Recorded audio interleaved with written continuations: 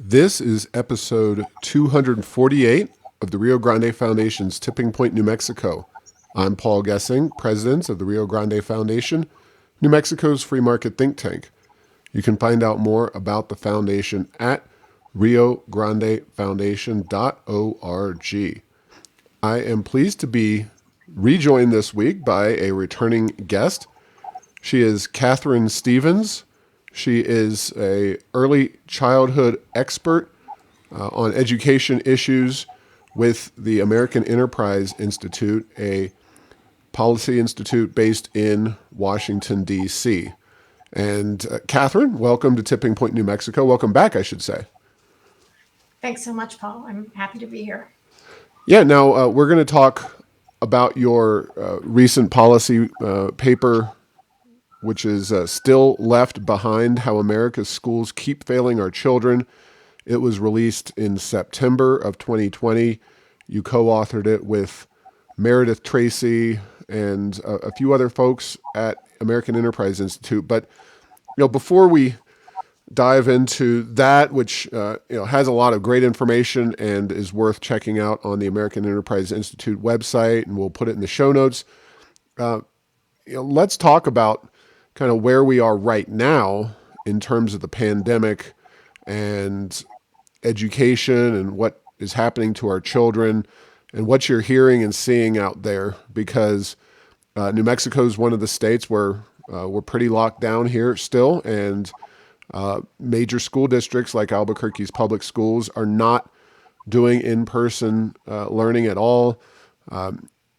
Other school districts in the same boat, Las Cruces public schools. And just what are you seeing and hearing out there? I know data is pretty sparse at this point in terms of impacts on the pandemic.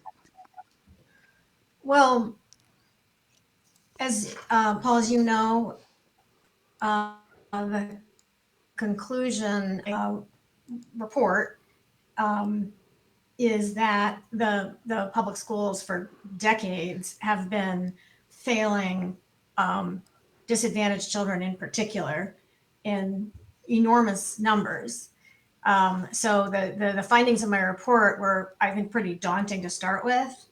And I think it's hard even to get our head around the degree to which this shutdown is going to is right now um, exacerbating the achievement gap. Two things actually. One is the achievement gap between um, more and less advantaged kids by income, and the second is just the absolute levels at which lower income children are failing to demonstrate even minimal competence in math and reading. So, what's happening is, as you know, for the schools that are shut down, in many cases, they're doing online learning. And it's hard to imagine how this is working for a couple of reasons. I have there's a woman that I spoke to the other day who's teaching first grade in a very low income community, East Palo Alto, in the San Francisco Bay Area. She's teaching first grade, as I said, poor children, 25 first graders on a Zoom screen in front of her. And the idea, the 6 and 7 year olds, that 25 children are able to sit and pay attention to a screen. It's what she told me is that she thinks about half her kids she's been teaching, and half just haven't made any progress at all. So she's happy that she's managing to reach half under these conditions, and then the other half, it's pretty devastating for her. That's a district where they've managed to get all kids online. As we know, there are a great number of families that don't have sufficient internet access. In some instances, kids won't have the sort of physical setup to be in a quiet place and focusing on school. And in addition, it makes sense. We can expect that kids who are already struggling and were kind of borderline when they were going to going to school physically, their level of engagement under these conditions is probably minimal to none. So it's more or less I would have described what I found in my report, um, which I based on data from 2017. I would have described it as a catastrophe. What we're facing now is is just a catastrophe of an order of magnitude much larger. Yeah, I totally agree with you. And as the parent of three relatively young children, a 10, an 8, and a 4-year old, I'm thrilled that my 4-year old is able to go to preschool. And we'll talk about preschool and New Mexico's big plans, which undoubtedly got even bigger after Election Day. But younger kids, and I'm assuming, and maybe just your based on your experience, it seems like when it comes to virtual learning in the best of circumstances, and this is definitely not, older kids who are proficient with computers can type, have some level of self discipline, may be able to handle themselves in that virtual environment. But young kids, especially those that can't even type, seems like that's just a lost cause, and it's really unfortunate. But am I wrong, or any other information to share about that No, specific? no, I think it's just absolutely as bad as we think. And again, I want to underscore the exact kids who were on the edge before, the ones who even at older ages they don't know how to type, they don't actually have even basic reading skills. They have already felt disengaged with school, have already had kind of low self-esteem around their ability in school, have trouble paying attention in school. We can pretty much guess that those kids are just being completely left behind. So the gaps, as I said before, between higher performing, lower performing kids, higher income, lower income kids, is going to widen hugely. One of my major concerns is that the schools had already shown themselves to be more or less incapable of adequately educating a third a third of their students. By eighth grade, as I said, over a third don't have even minimal levels of basic levels of competence in math and reading. The 12th grade National Assessment of Education Progress scores came out a couple of weeks ago, and by 12th grade, it's as bad or worse. So, if the since we know that the schools have had such an enormously hard time educating kids before the pandemic, how those same schools are going to be able to help kids catch up when, as I said, the performance levels of the lowest performing group are going to be down, the achievement gaps are going to be widened. It's very difficult to see how they're going to be able to do that. And I'm inclined to think that, and this is radical and people won't like it at all, but I'm inclined to think that the best thing to do um, might be just to skip this whole year. And so for kids right now who are supposed to be in third grade and they're doing online, that assuming they're back in school, say next fall, they're in third grade. And what that means is they'll graduate a year older than they would have otherwise. However, they may graduate with some hope of being career or college ready, as opposed to this idea that we've got to stick to this schedule and graduate kids who are not who are going to be less likely to be prepared. One huge problem with this, obviously, is it costs the taxpayers that much more money, because even when the schools are closed, as you know, um, teachers, some of them are obviously more engaged in instruction than others, but they're all getting paid as far as I understand. Yeah, And of it's course, yeah. sorry, go. It's something that we would push for, and I know some other free market advocates have, is you know the taxpayers and parents and families should get some kind of rebate or some kind of support from the system for what they are doing, because even if you're participating in the public schools virtual learning programs, uh, you're still spending a lot of time and parental resources to supervise and to make sure that that child is there and doing all kinds of things. Uh, and you're right, the system is still consuming resources. In fact, our system says they need even more resources, even though they're not teaching in person learning. It's astonishing how much these school systems can consume without producing much of anything. Yeah, I mean, Paul, I think this is just a we have this is just a bad situation. Like it's a catastrophe, and it's gonna a catastrophe that's gonna have repercussions for years.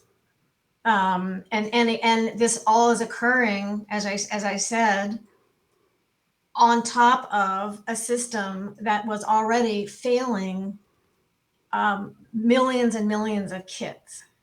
So we were already relying on a system that was not up to the task for huge proportions of our children, but we're kind of locked into it because we haven't yet kind of found alternatives. And now, with this on top of it, I mean, you could almost describe it as a national emergency. Right. And I guess some of the things that would make sense. And I'm unfortunately pessimistic because I just spent several months analyzing the failure of the current system. As I said, what would make sense would be to, for example, um, like an AmeriCorps, Peace Corps type program where you had young people volunteering as tutors, not as teachers, but tutors working one-on-one with kids or one-on-two with kids. If we were able to mobilize that kind of an effort where people were volunteering or they were paid a small amount, I mean, this might be a good moment for some kind of a national service effort that way.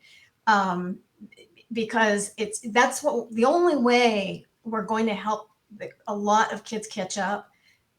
I think is with that kind of one-on-one that one-on-one instruction, and we can't afford to do it with regular teachers or even substitute teachers. It will literally, it's just much too expensive. But there, I mean, you and I, Paul, you and I would probably have a very difficult time if somebody put us in front of a classroom of 25 first graders. We probably wouldn't be very good at it. But if you or I were given one first grader or two first graders to work with on a regular basis, we'd probably do okay. So I think we're going to have to start thinking of out of the box things, because solving this problem from within the system that created kind of a very poor base for it in the first place. I just don't think it's possible. Yeah. Well, that sounds like a very creative solution, kind of a Peace Corps.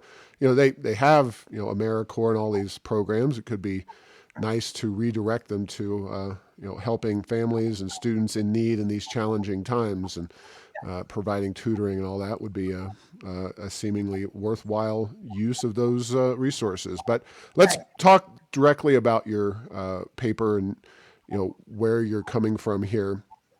Still Left Behind, of course, that is the title, and it harkens back to the No Child Left Behind program, or the initiative that started in the early days of President George W. Bush's administration. It's showing. Well, talk about the thesis of your paper, and the good news is, I guess, at least relative to a lot of other states, New Mexico's seen some relative improvement. And so, normally we're used to talking about some pretty negative stuff here when it comes to the failings of New Mexico government and education systems. But the silver lining here in your paper is that New Mexico students do close the gap over those couple of decades somewhat. But talk about the thesis of the paper and the time that's elapsed under No Child Left Behind and what your findings are. Yeah, and I also there's a sort of a caveat, I think, in terms of New Mexico's improvement, which I'll talk about in a minute. The core thesis of my paper is that for most of human history and most of U.S. history, the idea a that schools, much less a massive government program, would be the main strategy for ensuring equal opportunity and for promoting social and economic well-being. That idea is very new. So just to share a few stats around that, in 1900, so that's 120 years ago, which in sort of human history isn't very long, only about 10% of children from age 14 over were even enrolled in high school. It wasn't until 100 years ago that state laws that required kids to attend elementary school were even in place and enforced across the country. In 1940, less than half the adult population had more than an eighth grade education. And more recently, by 1960, the high school graduation rate was just 70%. Up till that point, the schools were not considered the means for shaping human beings. They were not considered the primary strategy for human capital development in our society. That all changed in 1965 under President Lyndon B. Johnson's War on Poverty. So we're familiar with many of his War on Poverty programs. What I think people forget or less, it was Lyndon B. Johnson who signed the federal elementary and secondary education law into signed that into law in 1965 as a cornerstone of his war on poverty. So he introduced the federal role in public education, and he saw the public schools as, in his words, the core of all our hopes for a great society. So many of the other war on poverty programs have been critiqued. We've sort of called into question whether these sort of centrally controlled massive government programs are accomplishing what we had hoped they would. However, the number one war on poverty program, the public schools, we haven't questioned.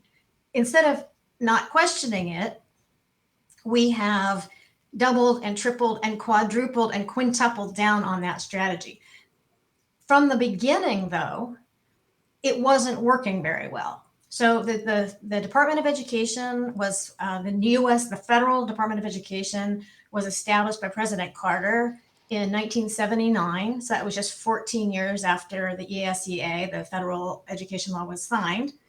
Just 4 years after that, in 1983, under the Reagan administration, A Nation at Risk, the Imperative of Education Reform, was published, calling for massive school reform. Then 6 years after that, the first George Bush introduced America 2000, an education strategy, working with a coalition of governors, calling for, again, emergency massive school reform.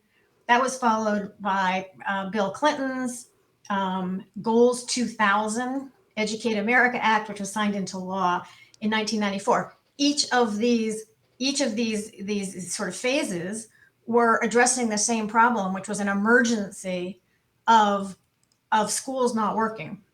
That all culminated with George W. Bush's, as you said, No Child Left Behind, which he launched in 2001.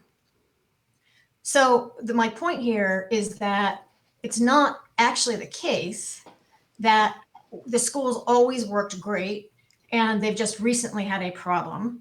For most of American history, the schools weren't expected to play the role that we're expecting them to play now. And once and one and when Lyndon B. Johnson, President Johnson, ushered in this new idea for the schools, it never worked. It never worked for that purpose. Unfortunately, even among conservatives who are more likely to be the group questioning the efficacy of massive government programs, that hasn't happened with the public schools.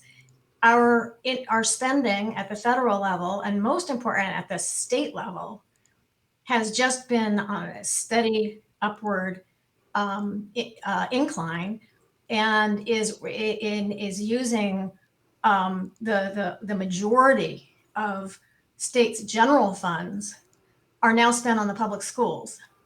So it's there's a there this is we set this basket up in 1985, the idea that these government run institutions could process young people into the kind of adult and citizen that we want.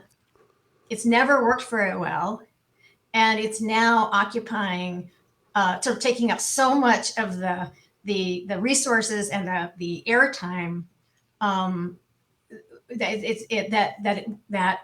rather than taking a step back and deciding, looking at whether this is really makes the most sense, we're just investing more and more and more in it. And one concern about one longer term implication of coronavirus could be that it deepens that still further, because we're in an emergency, right? So we'll have to just invest even more to get through the emergency.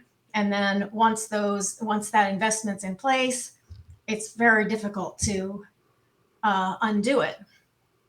So So, the Catherine, question, let me jump in real quick and kind of, you know, so you've talked about the federal, you've talked about the state, and those are obviously two different issues. And I come from more of the libertarian perspective, and don't care for federal involvement in K-12 education. But honestly, if you came to me today and said, we've got this great idea, we're going to put the state governments in charge of doing K-12 education, I wouldn't exactly be excited about that, for all the reasons I think we've seen that right? system has kind of not worked out as well as we would like. So are you kind of saying that both aspects of our K-12 system have failed us? If so, uh, where should we assign the blame here, or just kind of a pox on both their houses?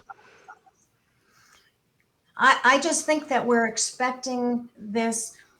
I think the fundamental problem is that over the last half century, we've come to confuse education with schooling. And what education what we mean what we really mean when we're saying education is human development. But we've come to confuse that end of human development. We've conflated that with one single massive institutionalized delivery system. We're relying on the public schools as our overwhelmingly dominant human capital development strategy in our society, and it's not working. So, Paul, in your case, your children are what's shaping your children is not the schools. It's you and your wife. It's their family. That's what's shaping them, and that they then go to school to learn a certain set of discrete skills. And that's what the public schools always were in our society. So you were at home with your family. For most of American history, the workplace and the family were the same thing, whether running a farm or a small store. But you're at home with your family, growing into a human being, learning social emotional skills and the whole business, right? And then when you're 6 or 7, and you're becoming a kind of an incompetent independent being, You went to school on your own 2 feet to learn very specific skills. You learned to read, you learned to write, you learned what the states were in the country. Schools can teach basic skills. That's what they're designed to do. That's what they'd always done. And somehow we have gotten ourselves into this place where we're relying on them to shape human beings. And it's rather obvious that that's not working very well. And the fact that it's not working well is going to become only clearer in the coronavirus.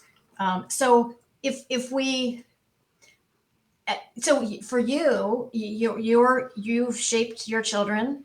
You want them to learn skills, and a school is it's like you basically are chipping in to the cost of a place where other people's children go to learn skills as well.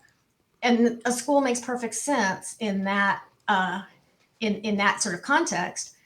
My guess is that when you look at total spending per student in New Mexico, my guess is that a lot of the money that's being spent on schools is not is it's your children are receiving a disproportionately small percentage of that money, because so much of the money spent is going to children who are to disadvantaged kids, and the money is aiming to use the schools as the vehicle for developing those children. And we know it doesn't work. And so it's using up all this money. Whereas if the schools were just focused on their what they're designed to do, which is teach kids specific knowledge and skills, it would cost much less per child. And is a matter of fact, this is one of the things that I describe in my report. As in 19 years, the per student spending in 1970 was $5,000 in constant 2019 dollars. Today, it's around $13,000 per student. So it's the cost per student has almost tripled, and it's not because your kids are are costing 3 times as much to educate. It's because we're putting so many resources into the kids who are falling behind. And if it were working, that'd be one thing, but it's not. So it's complicated here. We've got a lot of different issues going on, but is the issue just parenting, and that the students who and who knows what percentage, and it depends by state, and New Mexico's a poor state. I don't think anybody would say that our kids are more prepared than most. They're certainly on the bottom end of that in terms of when they show up to the school. So is it something we're just not expecting as a society enough from our parents with their children, or are the schools somehow usurping that parental responsibility and then expanding into take over more and more as the money rises? Walk through that process, and of course, understanding that one of the things you keep referring to is No Child Left Behind, and that was a Republican effort. Now, libertarians like myself had a lot of heartburn about the federal government getting even more involved, but that was certainly the idea. You're talking about a system that was geared towards, or increasingly geared towards, dealing with that lower income level, lower socioeconomic level. So I know it's a big question, but I figured I'd just throw it all out there. Right, right. Which I just want to underscore, that was started by Lyndon B. Johnson. Lyndon B. Johnson identified America's public schools as the cornerstone of his war on poverty, right? So the idea that it is the public schools that create equal opportunity, that it's through the public schools that we have social and economic mobility. That idea, yes, that idea was underscored by No Child Left Behind 45 years later, but it was an idea that was initiated in the 1965 war on poverty. So I think, you know, yes, it would be an offensive idea if we had this massive public government program, just say the public schools, right? It would be an offensive idea if there was a massive government program that was stepping in and taking over the proper role of parents. That would upset a lot of people. But let's just say that that was a very offensive idea, but it was actually working to some extent, right? That would at least be, in some people's minds, a little better. But it can't. It doesn't have the capacity to do that. And I think there are three reasons why the ceiling is very low. The ceiling on what schools are capable of accomplishing is much lower than we're realizing, and far below what we have been hoping now for decades that they would be able to do. We hope and we hope and we hope, and they just don't do it. I think the first thing is there's been a great deal of research on this. Home and community environments have a much more powerful impact on kids, and that's just the way it is. Now we know that improving or strengthening home and community environments, that's not very easy. But just because it's hard doesn't mean that focusing on something that won't address the problem is a better idea, right? Second thing is that, as you know, I pay a lot of attention to, school simply occurs too late in human development to have the kind of profound effect that we're wanting it to. By the time kids get to school, even if it's at age 4 or age 3, they're the foundation has been laid to such an extent that the schools aren't causing the achievement gap. The schools are simply failing to close the gap that exists when children enter school, that is formed and then reinforced by their home and community environments. Just one quick note, from birth to age 18, children spend 1/5 of their waking hours in school. 1/5 from birth to 18. So 80% of children's waking hours are spent in home, in their home, in the community, not in school. So how in the world would we imagine that this place, which has all of the constraints of in many cases, of a not very well run government program, what makes us think that this 20% of kids' lives coming late in human development, right, in be the factor that shapes people's lives? It just doesn't make any sense. And then the final thing, and this is the most this isn't about human development. This is about political science. But we know that there are powerful vested interests that have developed over time that appear to really limit the potential for reform. Terry Moe, who's a scholar at Hoover, has written an article that he's subsequently published as a book,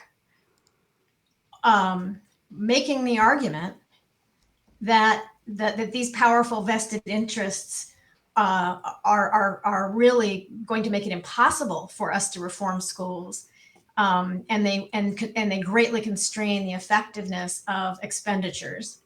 So if you combine these three things, Paul, the fact that children spend 80% of their waking hours from birth to age 18 in non-school environments, that the brain sciences is just increasingly clear that the crucial foundation is laid at home before children even turn 3, plus these powerful vested interests that even given the first two things are enormously constraining our ability to shape the schools as they are into something that, even given those first two things, would be better at accomplishing what we're wanting them to accomplish.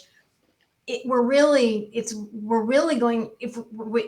is just not going to work. We're really going to have to figure out something else.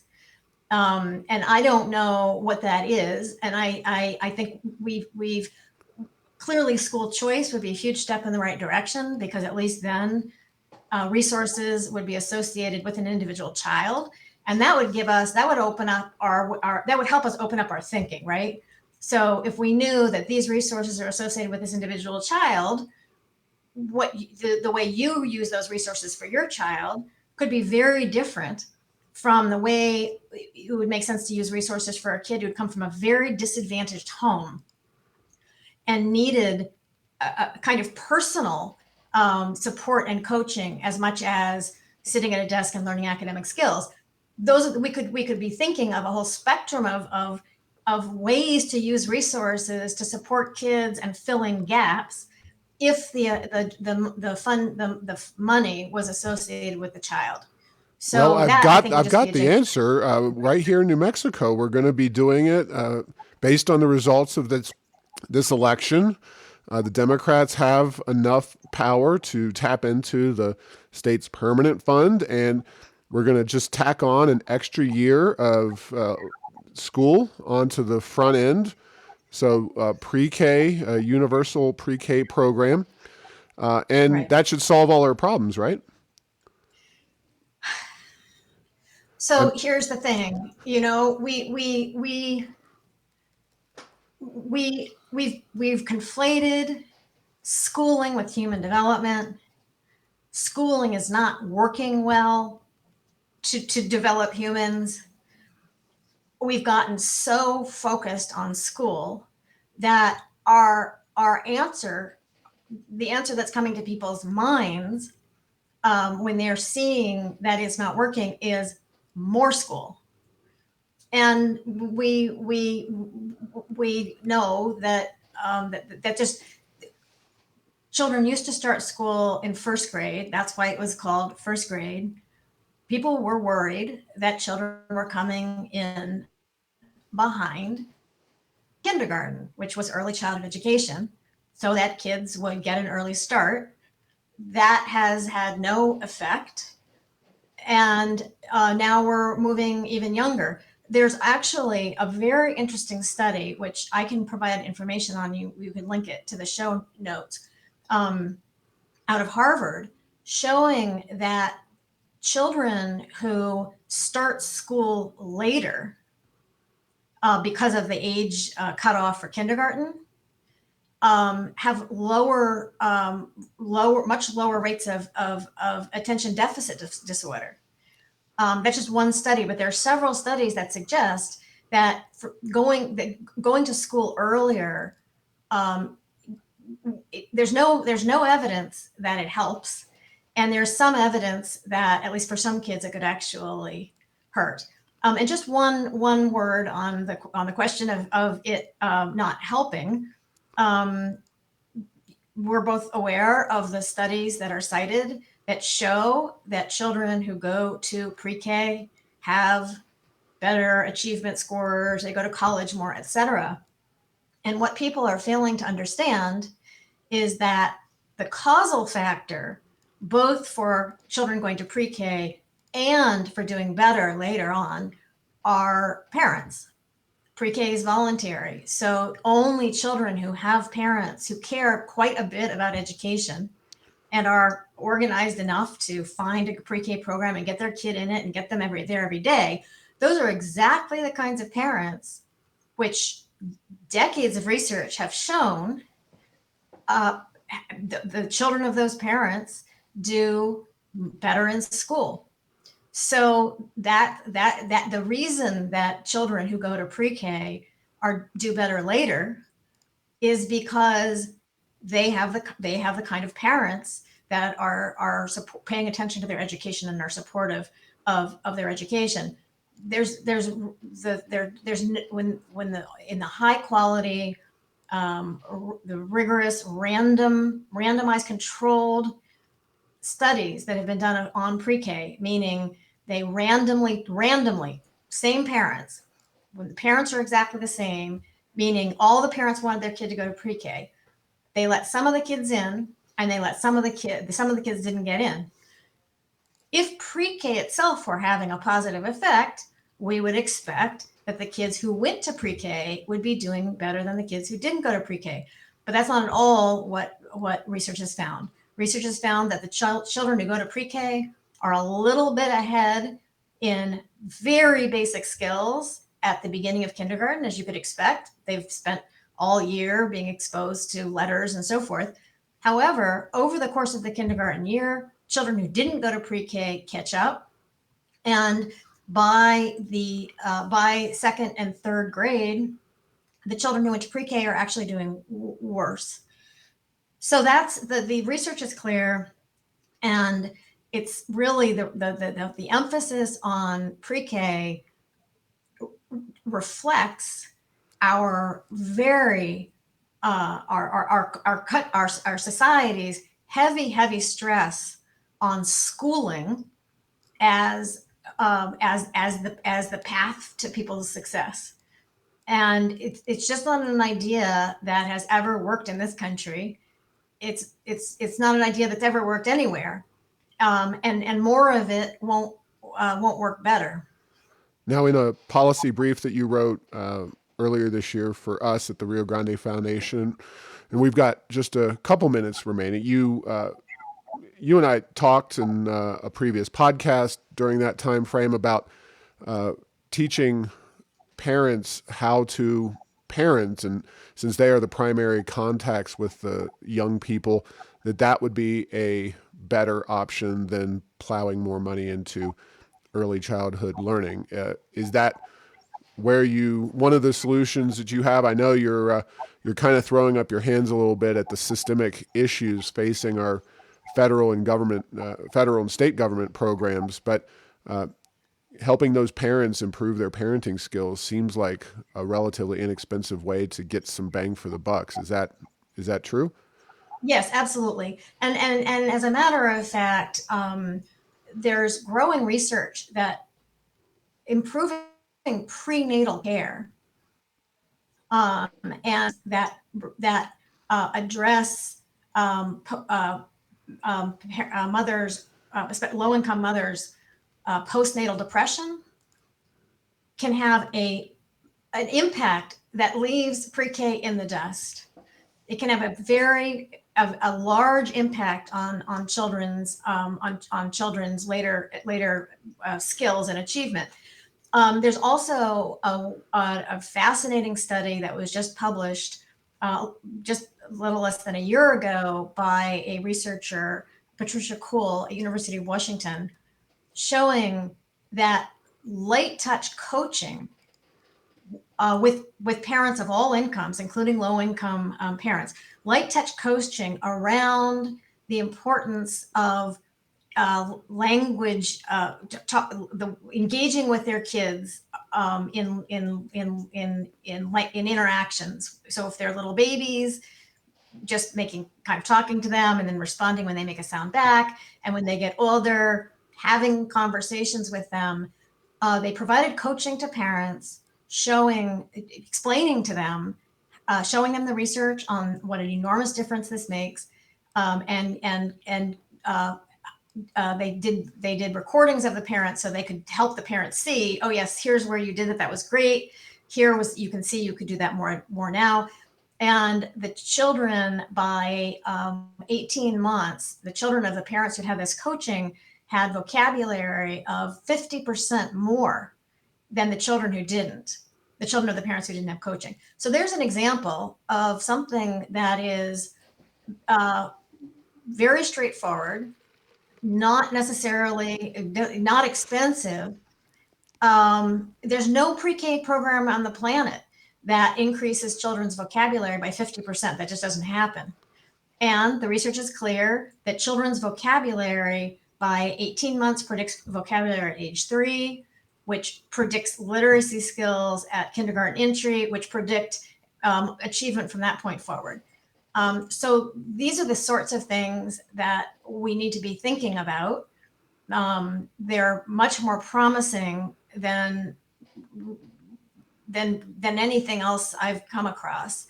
As long as our school system and fixing the school system is sucking up all of the oxygen in the room, it's crowding out these other ways of thinking about a very important goal, which is to do everything we can to ensure that every baby born has a shot at the American dream, is grows into a productive and contributing member of society.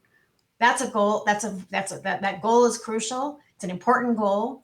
Our idea that the way to accomplish that is through the public schools, I think, is simply flawed.